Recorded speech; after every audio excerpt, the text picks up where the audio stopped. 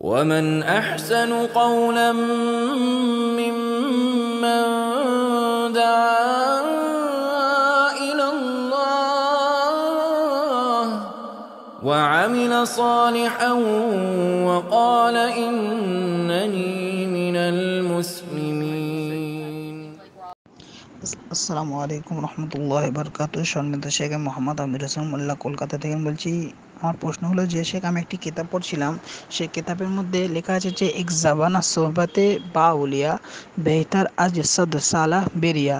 মানে এর মানেটা হচ্ছে যে একটা কিছুটা সময় যদি একটা কোনো আউলিয়ার সাথে কাটাও, তো 100 বছরের আমলের চেয়েও উত্তম যে কিছুটা আল্লাহওয়ালার সাথে কেউ যদি কোনো সোহবাতে কাউ থাকে। তো বলছিলাম শেখ, এই কথাটা কি হাদিস কোরআন মোতাবিক কথা? কেন আমার কিরাম কিরাম যে একটা লাগছে যে কিছুটা সময় যদি ভালো মানুষের সাথে কাটানো যায় তো 100 বছরের আমলের চেয়ে উত্তম। তো শেখ, আমাকে এটা জানাবেন তো, এই কথাটা কি বলা চলবে? ওয়ালাইকুম আসসালাম রহমতুল্লাহ বরকাতুহ। সম্মানিত ভাই, এরকম কোনো হাদিস আমরা পড়িনি বা আমি জানি না। আর মনে হচ্ছে এটা হাদিসের কথা হওয়ার মতো নয়।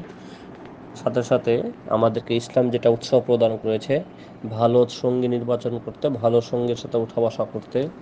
অকৌনু মা সদিকে, আল্লাহ তা বলছে তোমরা সত্যবাদীদের সাথে হও।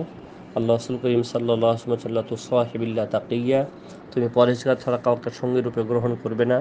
অনুরূপে ওই হাদিসটা জানি মাসুলুজ্জালিস সালেহ, সৎ সঙ্গীর দৃষ্টান্ত হলে কামাসালে সাহেবিল মিসকে, আতর বিক্রেতার মতো যে দৃষ্টান্ততা রয়েছে। সুতরাং এগুলোর কারণে আমরা যেটা বুঝি, সৎ ব্যক্তির সাথে উঠা বসা করতে হবে। সৎ ব্যক্তির সাথে উঠা বসা করলে নিজের আমলের পরিবর্তন আসে, নিজের চিন্তা শক্তির পরিবর্তন আসে। এটা নিঃসন্দেহে একটি ভালো কাজ। তবে সৎ ব্যক্তি অলিয়া উলিয়ার সাথে উঠা বসা করলে 100 বছরের সমান ইবাদতের কোন যেগুলো কথা বলা হয়, এগুলো আসলে আমার জানা মতে শরীয়তসম্মত নয়। এগুলো কোরআন হাদিস দ্বারা সাব্যস্ত নয় এই বিষয়গুলো। বারাকাল্লাহু ফিকুম।